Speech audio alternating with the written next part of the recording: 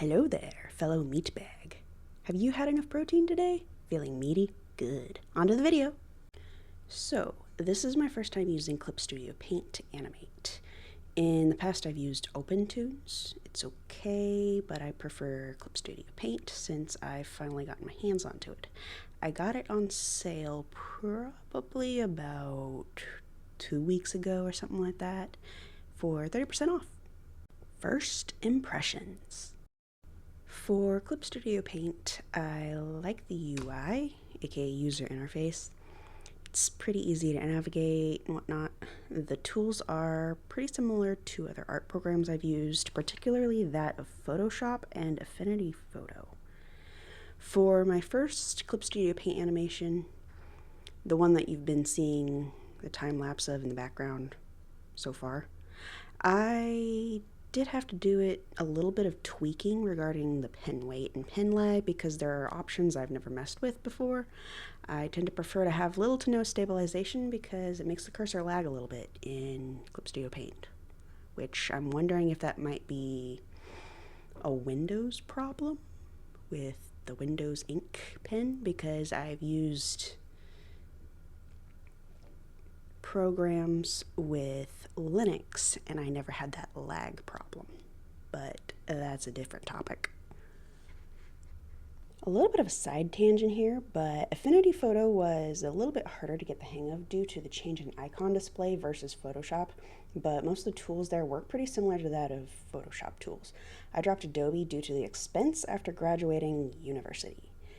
$600 a year simply is not really worth it for a software that's going to be incredibly buggy and crash a lot.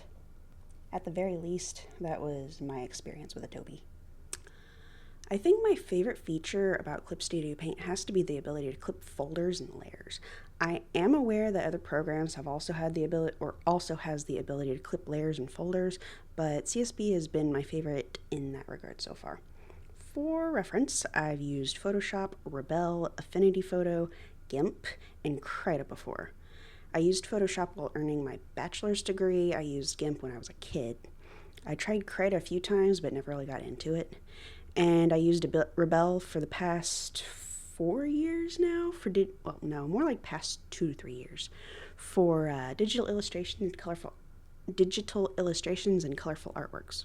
Generally, I tend to use Affinity Photo for photo editing when putting together projects like this one wedding invitation that I made about 4 months ago, which is shown on the screen at the moment. As for the Clip Studio animation here, I wanted to start with the animation sketch first. This is the result of that so far.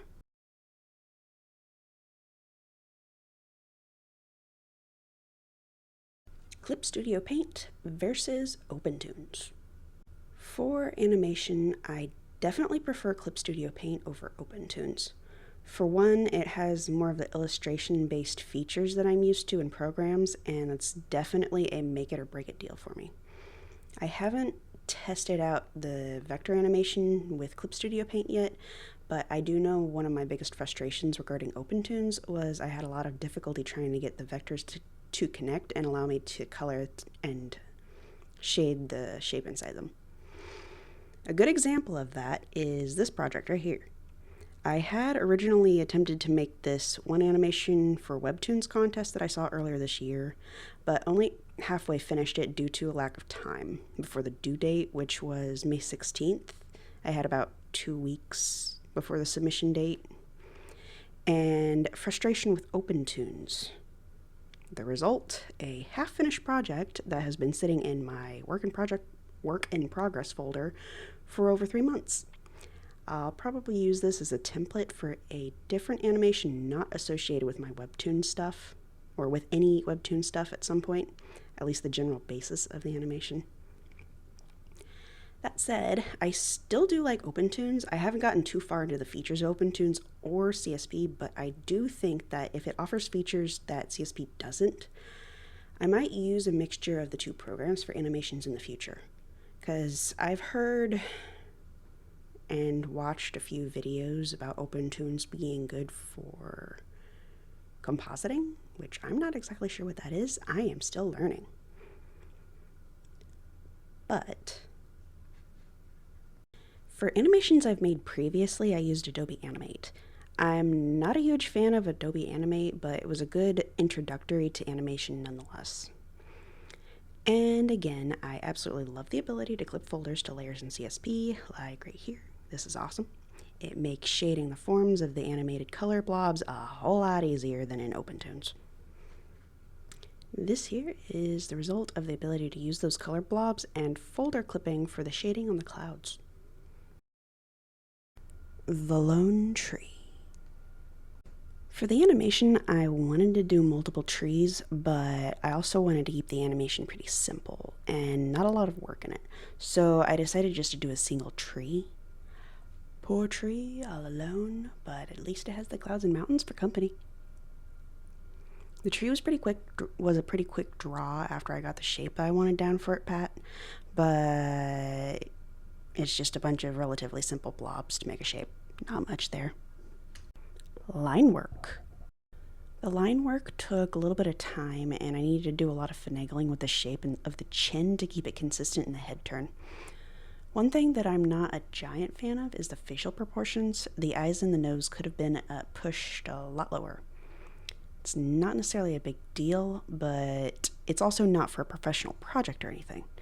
If it were a professional project, I'd go back and redraw the entirety of the line work, as well as put in more in-betweens to slow down the animation at the start and finish to give it a less robotic feel. With animation and drawing in general, I definitely think I need to work on perspective and proportions a lot more. It'll take time to get better at it, and just drawing as much as I can and have time for is what I should do. By the way, just a reminder, but references are definitely super helpful to learn things like proportions.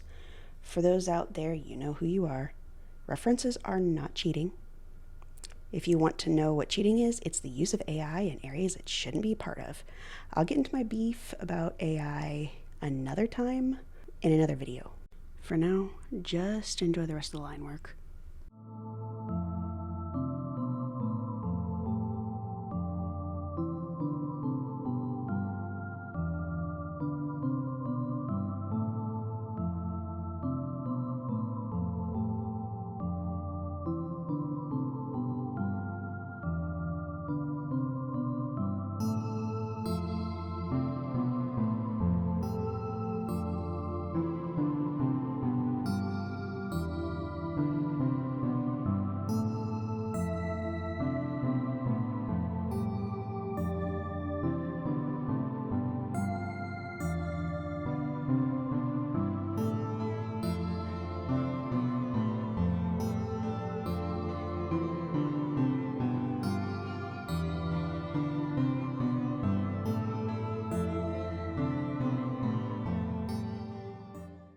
Color, shading, and highlights.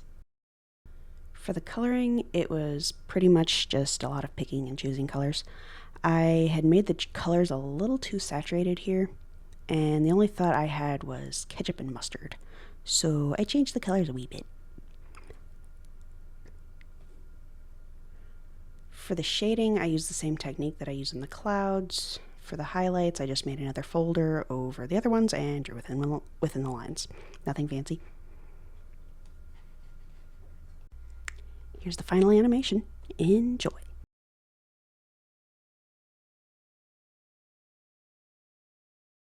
See you in the next video.